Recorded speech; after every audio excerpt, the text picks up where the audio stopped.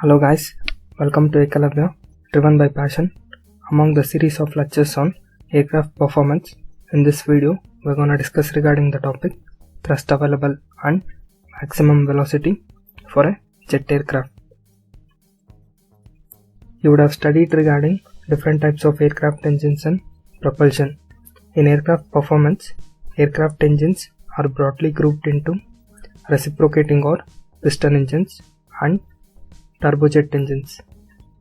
Reciprocating or piston engine comprises of propeller aircrafts and mostly used in lightweight aircrafts. On the other hand, turbojet engines are used majorly in large commercial transport and military aircrafts. Okay, if we take reciprocating or piston engines, the diagram of reciprocating or piston engines can be simplified as shown in the new figure.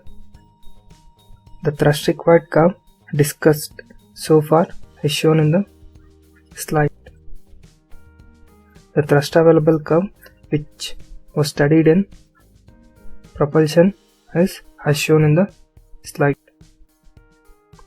We see that reciprocating or piston engines exhibit variation of thrust available with velocity. Thrust at zero velocity, that is static thrust, is maximum. Thrust available decrease with velocity.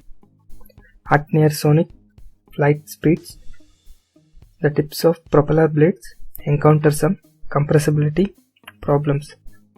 So propeller engines usually don't fly above sonic speeds. Jet engines. The diagram of jet engine can be simplified as shown in figure. The thrust required curve discussed so far is shown in the slide. The thrust available curve for a jet engine studied in propulsion is as shown in the slide. The thrust available curve for a jet engine is almost constant with velocity. Turbojet engines do operate beyond sonic speed. Maximum velocity for a jet aircraft. For finding maximum velocity for a jet aircraft, let's consider thrust required curve. If an aircraft has to fly at velocity v1, then from thrust required curve we get the value of thrust required to fly at velocity v1.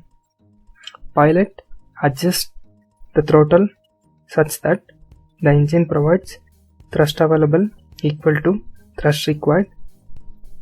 In figure, the dashed red line illustrates partial throttle.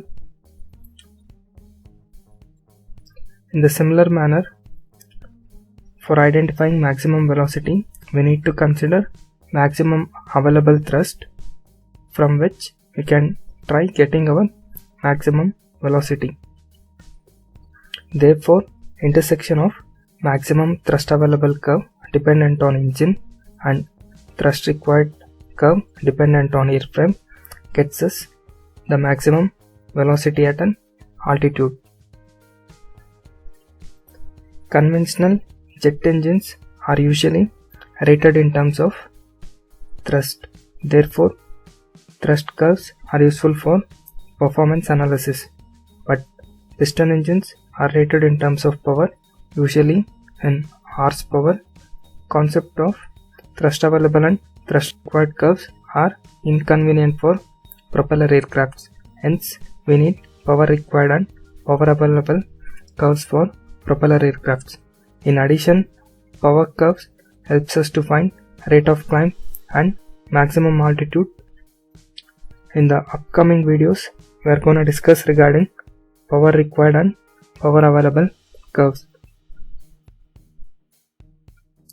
Please do like, comment and subscribe.